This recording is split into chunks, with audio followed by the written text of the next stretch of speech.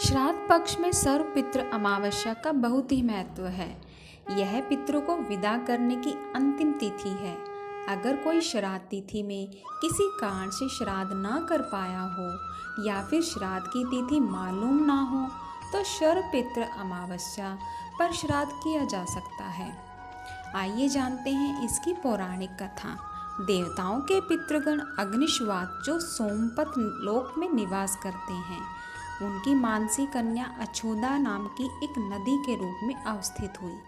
मत्स्य पुराण में भी अछोदा सरोवर और अछोदा नदी का जिक्र मिलता है, जो कि कश्मीर में स्थित है। एक बार अछोदा ने 1000 वर्ष तक तपस्या की, जिससे प्रसन्न होकर देवताओं के पितृगण अग्निश्वात और महर्षि पद अपने अन्य पितृगण अमावसु के साथ अछोदा को वरदान देने के लिए आश्विन अमावस्या के दिन उपस्थित हुए।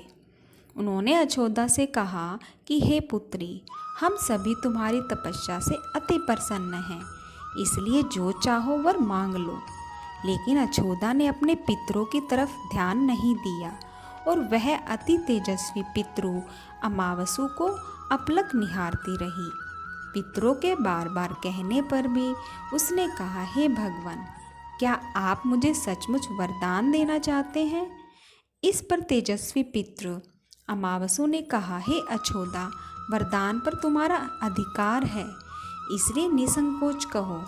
अछोदा ने कहा, भगवान, यदि आप मुझे वरदान देना ही चाहते हैं तो मैं तत्क्षण आपके साथ रमण कर आनंद लेना चाहती हूँ। अछोदा के इस तरह कहे जाने पर सभी पितृ क्रोधित हो गए। उन्होंने अछोदा को श्राप दिया कि वह पितृलोक से पतित होकर पृथ्वीलोक पर आ जाएगी। पितरों के इस तरह श्राप दिए जाने पर अछोदा पितरों के पैरों में गिरकर रोने लगी। इस पर पितरों को दया आई। उन्होंने कहा कि तुम पतित योनि में श्राप मिलने के कारण मत्स्य कन्या के रूप में जन्म लोगी। पितरों ने आगे कहा कि भगवान ब्रह्मा के वंशज महर्षि पाराशर तुम्हें पति के रूप में प्राप्त होंगे। तुम्हारे गर्भ से भगवान व्यास जन्म लेंगे। उसके उपरांत भी अन्य दिव्य वंशों में जन्म लेते हुए तुम श्राप मुक्त होकर पुण्य पितृलोक में वापस आ जाओगी। पितरों के इस तरह कहे जाने पर अछोदा शांत हुई।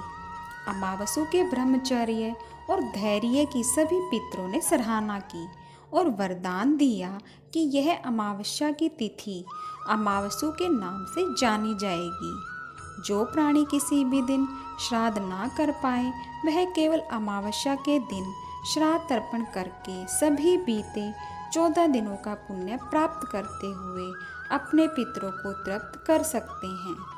तभी से प्रत्येक माह की अमावस्या तिथि को सर्वाधिक महत्व दिया जाता है और यह तिथि सर्व पितृ श्राद्ध के रूप में भी मनाई जाती है।